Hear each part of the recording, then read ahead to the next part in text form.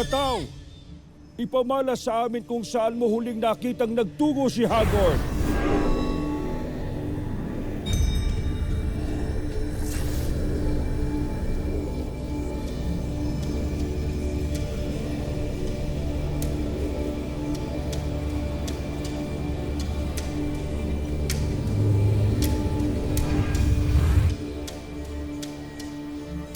Tama ngang aking hinala. Si Hagorn nandong patakas kay Metena. Kasumpa-sumpa talaga si Hagorn. At ganun rin si Metena. Hindi pa rin pala siya nagbabago. Tinitiyak kong babalik ng Balaak si Hagorn upang palayain ang kanyang mga alagad. Danaya, tayo na. Iba yung pag-iingat, mga sangre. Gabayan nawa kayo ng itre ng lahat ng mabubuting diwata.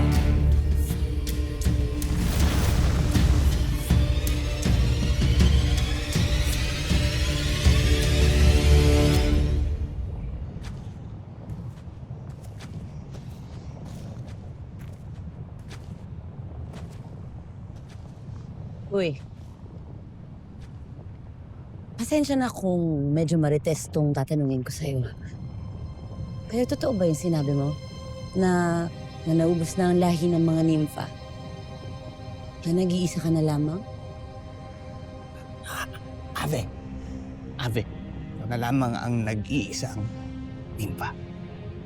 Kinalulungkot ko ang nangyari sa'yo. Gusto kong humingi ng tawad. Ba't ka humingi ng tawad, Lyra? Wala naman tayong kasalanan sa sinapit nila. Pero meron, Lyra. Naubos ang lahi ng dahil sa digmaan ng mga ninuno nating diwata, sa Perian at mga Hator. Ngunit wala naman tayo sa mismong digmaan na yun. Pero kasi kung iisip pa, Huwag na kayong magtalo. Ako ay may nararamdaman na paparating.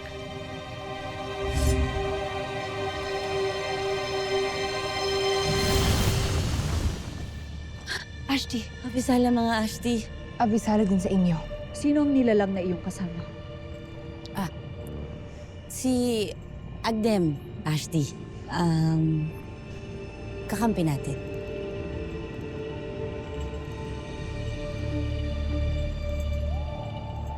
Wala bang nangahas na pumasok sa loob ng Balaak? Wala, Ashti. Maigi namin itong binabantayan. Ngunit bakit tila labis ang iyong pag-aalala? Si Metena. Naitakas siya ni Hagorn mula sa Karsero. At ngayon ay magkaalib na silang dalawa.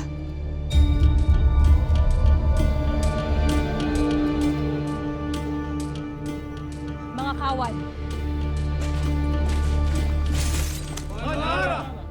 Paigtingin ninyo ang pagbabantay dito. Sapagkat sa anumang sandali ay maaari silang sumugod.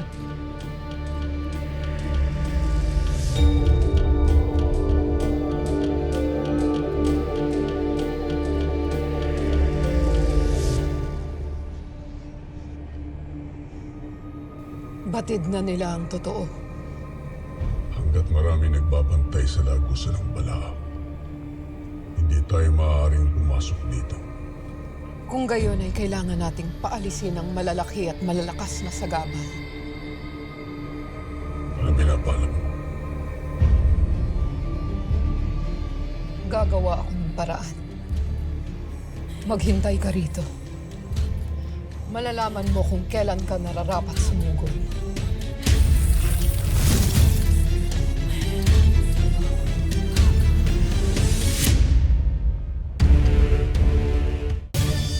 Bigas na 20 pesos.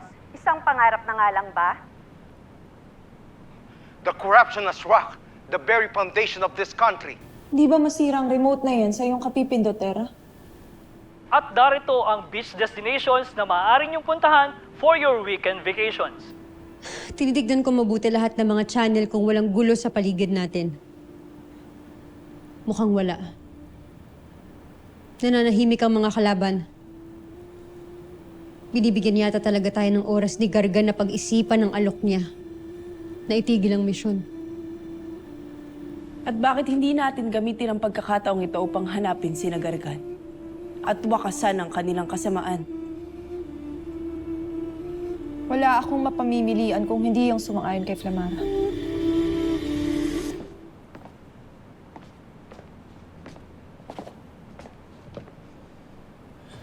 Ano ang inyong pinagpupulungan? Mabuti naman at sa wakas ay tapos ka nang magbabad sa tubig. Deya. Ako ba ay Sa ngayong kumpleto na tayo, kailangan na natin simulan ang paghanap sa kuta ni Gargan. Doon tayo pupunta sa bahay ni Kami.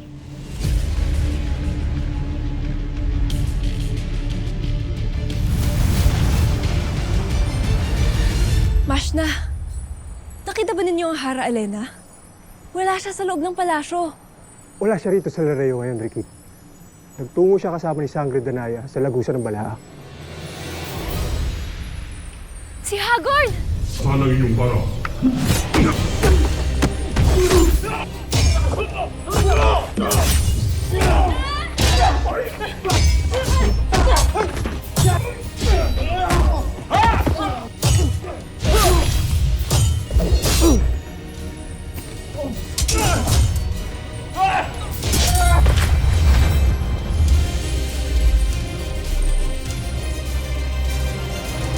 Kung gusto mo pang mabuhay ang mga diwatang ito labanan, iharap niyo sa akin si Elena at si Danaya ngayon din.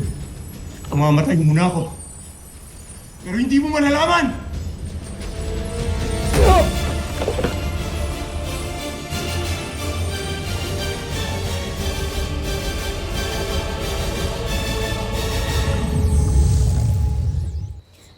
Narito pa rin pala ako sa iyong kuta. Makabubuti kung iinumin mo na muna ito. At kung maayos na ang iyong kalagayan, ihahatid na kita sa iyong palasyo.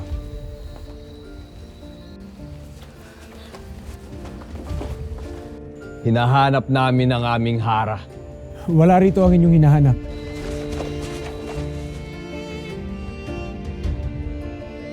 Walang galang na, batalang Gargan. Hanggang kailan tayo maghihintay sa pasya ng ating mga kaaway? Manahimik! Huwag kayong mainip, aking mga alagad, sapagkat nararamdaman ko na ang mga sangre ay malapit nang makipagkasundo sa atin. Iiyak ka! Makinig ka. Ito ba ang katarungan para sa'yo? O ito ang bunga ng di makatwirang pananaw? Arushka Ivnea de Tumbre, Ivbugnaenas Deya Ikore Danaya.